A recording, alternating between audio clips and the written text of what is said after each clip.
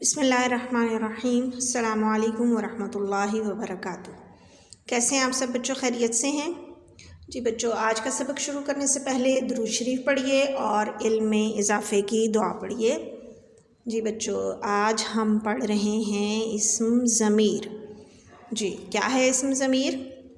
اسم ضمیر جو کسی دوسرے اسم کی جگہ استعمال ہو اسم ضمیر کہلاتا ہے۔ مثلاً اس، وہ، میں، آپ، ان، اس کا، میرا وغیرہ۔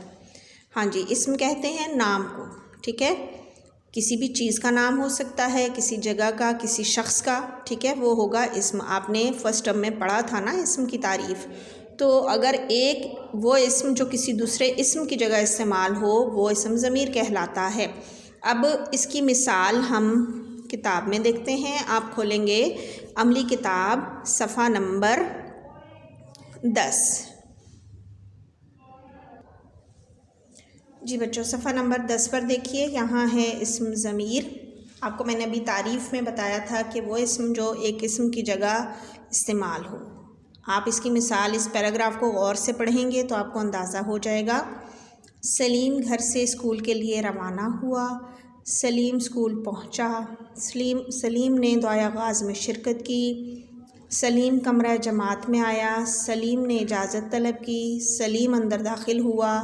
سلیم نے بستہ کھولا۔ سلیم نے کتاب نکالی اور سبق پڑھنے لگا۔ جی بچوں، کیا چیز ایسی ہے جو آپ کو اس چھوٹے سے پیراگراف کے اندر اچھی نہیں لگی؟ جی آپ نے غور سے پڑھا نا؟ دیکھیے اب اوپر کی عبارت میں لفظ سلیم کا بار بار استعمال ذہن کو برا محسوس ہوتا ہے۔ اس سے عبارت کا حسن اور تسلسل ختم ہو جاتا ہے۔ عبارت میں حسن اور خوبصورتی پیدا کرنے کے لیے اسم ضمیر کا استعمال کیا جاتا ہے، جس سے عبارت میں خوبصورتی پیدا ہو جاتی ہے۔ اب اوپر دی گئی عبارت کو دوبارہ پڑھیے۔ اب یہاں اس پیراگراف میں ہم نے اسم ضمیر کا استعمال کیا ہے، ٹھیک ہے؟ وہ اسم جو کسی دوسرے اسم کی جگہ استعمال ہوتا ہے۔ اب غور سے دیکھیے، دوبارہ وہی عبارت ہے، اس کو یہاں دوبارہ لکھا گیا ہے۔ سلیم گھر سے اسکول کے لیے روانہ ہوا۔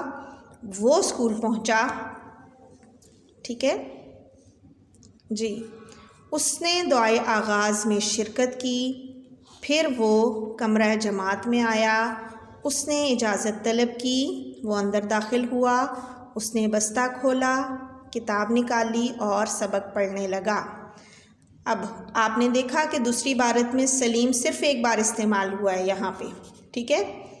اس کے بعد سلیم کی جگہ وہ اس نے لے لی ہے۔ یہی وہ اور اس اسم ضمیر کہلاتے ہیں، ٹھیک ہے؟ ایک اسم کی جگہ، ایک نام کی جگہ جو دوسرے اسم استعمال کیے جاتے ہیں ان کو اسم ضمیر کہا جاتا ہے۔ اسی طرح اپنی بھی اسم ضمیر ہے۔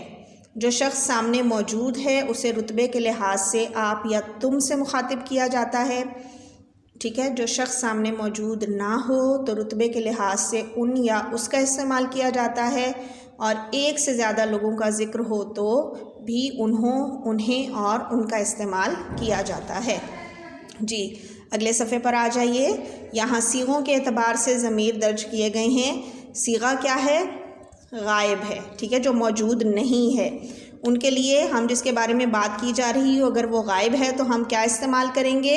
اگر ایک ہے تو واحد، اس یا اسے، اور اگر وہ جمع ہیں تو ان کے لیے وہ، ان، انہیں اور انہوں۔ اسی طرح حاضر جس سے بات کی جا رہی ہے، جو سامنے موجود ہے، اگر وہ واحد ہے تو تو، تجھ، تجھے استعمال ہوگا، تم، تمہیں استعمال ہوگا، یہاں آپ بھی استعمال ہو سکتا ہے۔ اور اس کے بعد متکلم بات کرنے والا، یعنی اپنے لیے ہم کیا استعمال کریں گے؟ میں، مجھ، مجھے، اور اگر زیادہ لوگ ہیں تو ہم اور ہمیں استعمال کریں گے۔ اب یہاں آ جائیے مشق کی طرف۔ جی پہلا سوال ہے، دیے گئے مناسب اسم ضمیر سے خالی جگہیں پر کریں۔ اب یہ آپ کے سامنے دیے گئے ہیں، اسے، تم، ان، مجھے، ہم، اس، میں، اپنی، انہوں، تمہیں، ٹھیک ہے؟ یہ وہ اسم ضمیر ہیں، ان کے ساتھ آپ نے یہ خالی جگہیں پر کرنی ہیں۔ میں ڈیش کتاب گھر میں بھول گیا۔ جی بتائیے ان میں سے کون سا اسم ضمیر یہاں لکھوں گی میں؟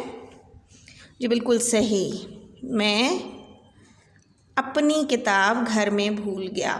اس کے بعد ہے ابو دفتر سے آئے اور ڈیش نے کھانا کھایا۔ جی کیا لکھوں گی میں؟ بالکل صحیح، انہوں نے کھانا کھایا۔ صحیح۔ اب احمد بولا ڈیش کی کمر میں درد ہے۔ جی کیا لکھوں گی؟ جی بالکل صحیح، احمد بولا اس کی کمر میں درد ہے۔ جی اس کے بعد ڈیش اپنا کام وقت پر کرتا ہوں۔ جی کیا لکھوں گی؟ صحیح، میں اپنا کام وقت پر کرتا ہوں۔ اس کے بعد ہے میں جانتا ہوں ڈیش کیا کھانا ہے۔ جی بالکل صحیح، میں جانتا ہوں مجھے کیا کھانا ہے۔ جی اگلا صفحہ کھولیے، اب صفحہ نمبر 12۔ یہاں پر انہی اسم ضمیر کے ساتھ آپ نے یہ خالی جگہ پر کرنی ہے، ٹھیک ہے؟ تو اس کو آپ خود مکمل کریں گے۔ اب ہم اگلی سوال کی طرف آ رہے ہیں۔ یہاں پہ ہے نیچے دیے گئے جملوں میں سے اسم ضمیر الگ کیجئے۔ یہ جملہ دیا ہوا ہے، اس کے اندر سے اسم ضمیر آپ چن لیں گے اور پھر یہاں پہ ان کو لکھ لیں گے۔ جی پہلا جملہ، میں نے اس سے کہا اب چپ ہو جاؤ۔ جی اس میں بتائیے کون سا ہے اسم ضمیر؟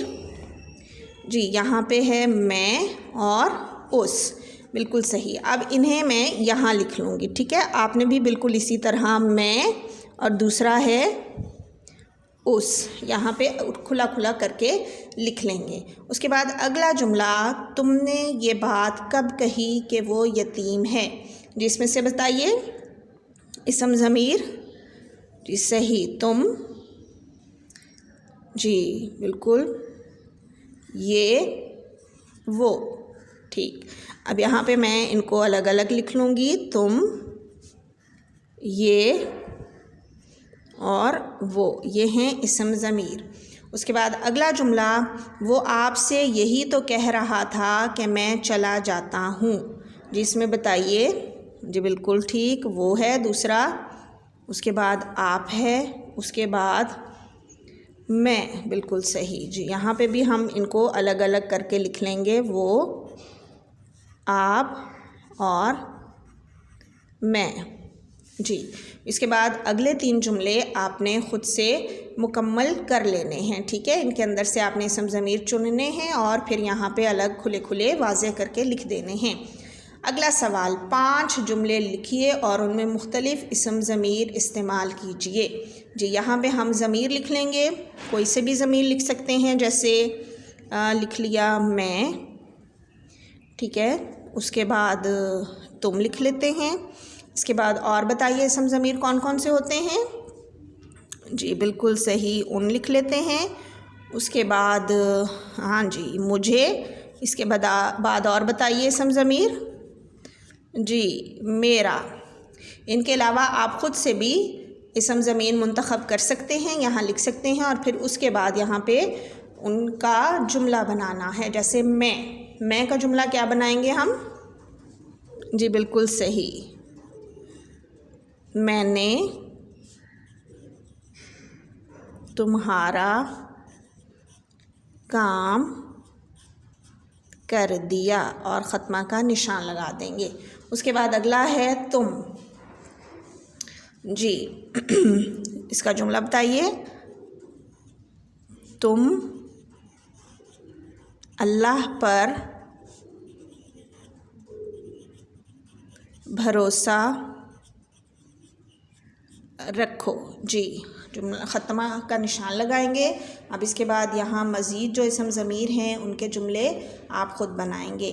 جی آج کا کام مکمل ہوا، ڈائری نوٹ کیجئے۔ آپ کے سامنے میں نے اسم ضمیر کی تعریف چارٹ پہ لکھی ہوئی رکھی تھی، آپ نے وہ اسم ضمیر کی تعریف، اس کی مثالیں یاد کر لینی ہیں۔ اس کے علاوہ صفحہ نمبر 11 اور 12 مکمل کر لینا ہے۔